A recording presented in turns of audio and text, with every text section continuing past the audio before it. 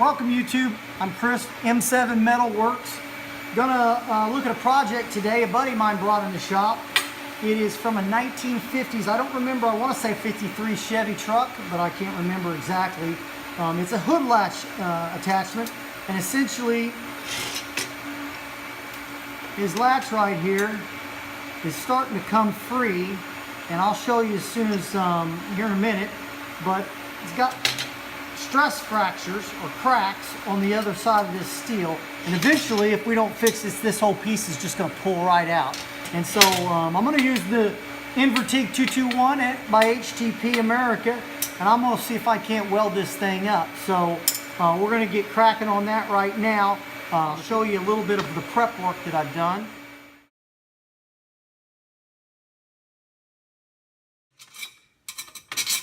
Okay, so right here all I'm doing is getting in here, and I've already used my die grinder with a Scotch-Brite on there, and I'm kind of clean that up a little bit.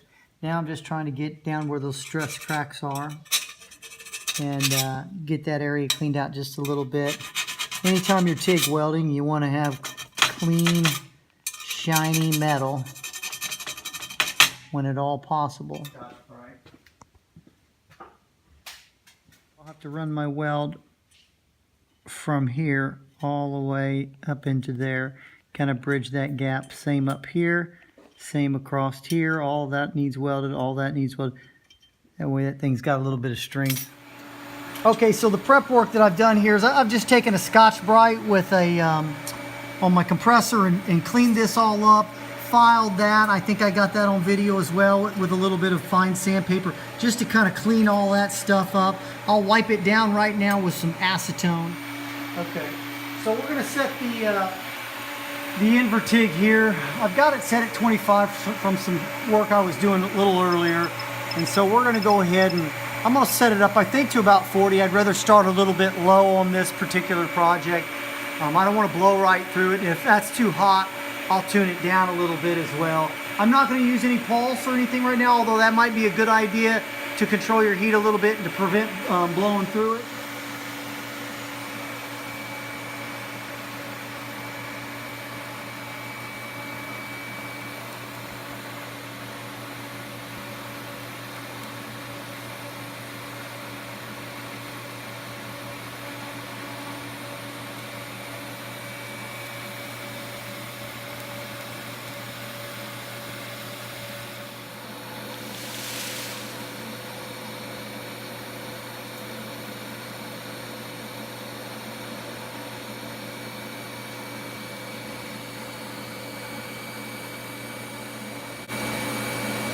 Just kind of flattening out the weld, spreading it around.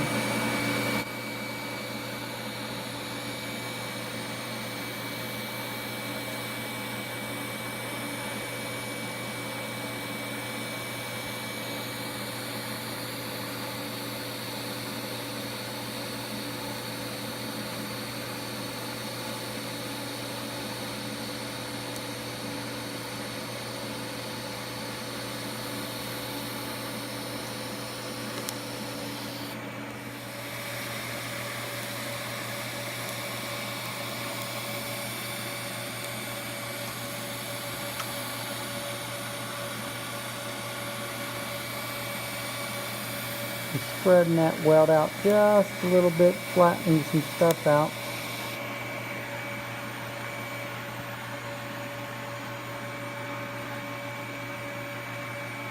Okay, let me get this other.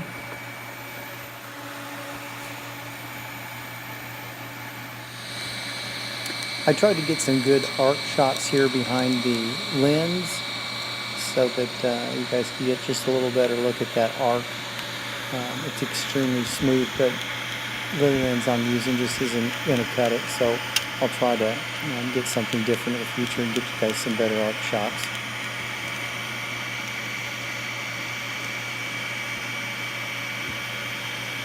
Now I'm going to just kind of bring that weld down and kind of level it out a little bit.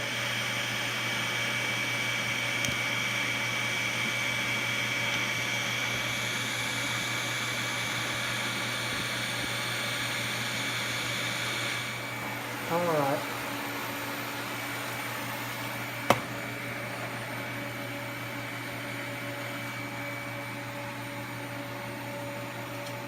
So I've strengthened that up, I'm sure, considerably right through there. There's a lot of crud down in there that I could not get.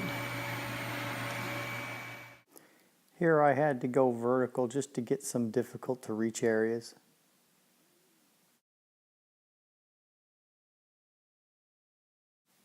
This actually looks a lot smoother in person than in picture. Okay, so we're back. I took a picture up close. Now, it's not going to be the greatest picture. You got to remember, this is a part that's not, this is up in the hood like this.